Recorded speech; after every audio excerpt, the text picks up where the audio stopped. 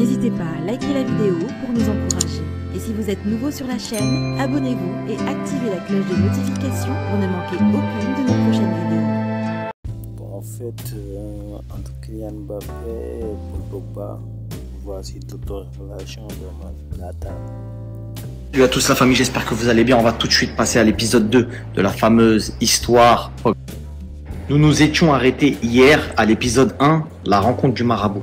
Je tiens à dévoiler aujourd'hui qui a présenté ce fameux marabout, entre guillemets, à Paul. Mais avant de vous dire qui est ce joueur, sachez que je ne savais absolument pas à ce moment-là que ce mec-là était un marabout. C'était, comme je vous l'ai dit dans l'épisode 1, souvenez-vous, je vous ai dit que c'est quelqu'un qui se présentait en tant que frère, qui faisait des sadakas, etc. Et ce qui est positif pour ces joueurs-là, Paul et celui que je vais vous donner, c'est que c'est des gens qui ont voulu œuvrer dans le bien, qui ont voulu faire des belles choses pour leur religion, pour eux-mêmes, pour les gens, etc., etc. Donc cette personne-là qui a présenté l'ED, la personne que l'on appelle l'ED dans le milieu, connu de beaucoup de footeux, Serge Aurier, le fameux footballeur Serge Aurier. Donc, l'ED contacte Serge Aurier pour vous récapituler un petit peu tout ça. Il lui dit, frérot, il y a des gens qui veulent du mal à Paul, ils veulent lui faire de la sorcellerie, etc. Il faut qu'il fasse des protections. Serge donne le contact de l'ED à Paul, etc. Ils les mettent en relation, fait des sadakas et envoie de l'argent à l'ED, envoie beaucoup d'argent au D. Maintenant, quand il s'aperçoit, c'est là où on s'en était arrêté, quand il s'aperçoit que l'ED ne fait pas des sadakas avec l'argent, bizarre, il entend des échos un peu chelous, il coupe court. Et quand je vous dis il coupe court, c'est pas genre il lui dit ouais je sais qui tu es, etc. Il a honte un peu, tu vois, c'est grave chez nous, tu vois, chez les musulmans, faire des trucs comme ça, c'est très, tu vois, c'est très très chaud. Donc lui il s'écarte de lui, mais il lui met, tu vois, il lui dit pas frontal à la gueule, tu vois, il l'esquive par plein de trucs, genre ouais je suis à l'entraînement, je suis pas là, attends non je peux pas, je suis occupé, tu vois, il l'esquive. Pendant qu'il l'esquive, bien évidemment, il se confie à certains amis à lui, des amis proches, d'enfance, etc. Et il leur explique que ouais, il a envoyé beaucoup d'argent à ce mec-là et que il s'avère que ce mec-là était un usurpateur, qu'il ne faisait pas ça avec l'argent, etc. Et ses amis, donc ses proches, ont vu chez lui une faiblesse dans cette histoire-là. Ils ont vu que c'était quelque chose qui était chaud et qu'il fallait pas que ça se sache. C'est comme s'il avait confié un secret et que eux ont vu une faiblesse en ça.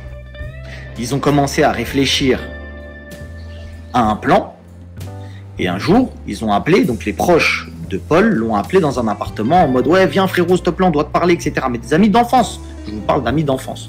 Ils l'ont appelé, ils lui ont dit frérot vas-y viens et tout, ils savaient qu'il était là, ils lui ont dit vas-y viens on doit te parler, etc. Arrivé dans l'appartement, il tombe sur 6 potes à lui qui commencent à le rendre fou. Ouais, mais ce jour-là, tu te souviens, c'est ta faute, machin. Ils lui tombent tous dessus. Ouais, on t'avait protégé là-bas, etc., etc. Et là, d'un coup, dans les 6, il y a 2 mecs qui se lèvent, qui vont et t'en as 2 autres qui rentrent cagoulés avec un fusil d'assaut. Et il le braque. Et là, il comprend pas le mec, tu vois, il est avec ses potes, d'un coup, ça vient, ça le braque dans. Et tu vois, et genre, personne parle, et il y a un mec qui sort un téléphone qui l'enregistre, l'autre braque, et celui qui l'enregistre, il lui parle. Il lui dit ouais frérot, t'as fait de la sorcellerie sur Kylian, je crois on n'est pas au courant, t'as payé le dé, machin, nanani, nanana. Lui, il est là, il dit non, moi, qu'est-ce que vous me racontez, pourquoi vous me parlez de Kylian, c'est quoi l'histoire, qu'est-ce que vous me racontez, il est fou et tout machin. Et lui, il le force, ouais frérot, arrête de nous prendre pour des cons, on sait très bien, en plus nous on t'a protégé, etc., etc., tu nous dois 13 millions. Tu nous dois 13 millions, ça fait 13 ans on t'a protégé, t'étais pas au courant, aujourd'hui machin, tu nous dois 13 lourds. À la fin, quand ils lui disent tu nous dois 13 lourds, le mec qui l'a enregistré, il prend son téléphone, il lui montre, il le met dans sa poche et lui dit ça, pour l'instant ça sortira pas, ça reste entre nous. Lui, il comprend pas trop le bail, il dit, mais de toutes les façons, dans sa tête, il se dit, je peux tout sortir, j'ai jamais fait ça, tu vois ce que je veux dire, et tout se prouve. Donc le mec lui fait comprendre qu'il a un enregistrement dans son téléphone où il y aurait suspicion de sorcellerie sur Kylian, et il lui donne 13 millions. Sous la menace de l'arme, Paul accepte. C'est-à-dire, il est là, il est tenu en joue par un fusil d'assaut, ça vient, ça lui dit vas-y paye, sinon tu vas mourir entre guillemets, hein, tu vois le délire et on va te niquer ta carrière. Donc il dit ok les gars, bah écoutez, finalement, bah, il est en face de personne qui l'incrimine de plein de choses. Il dit ok les gars, je vais.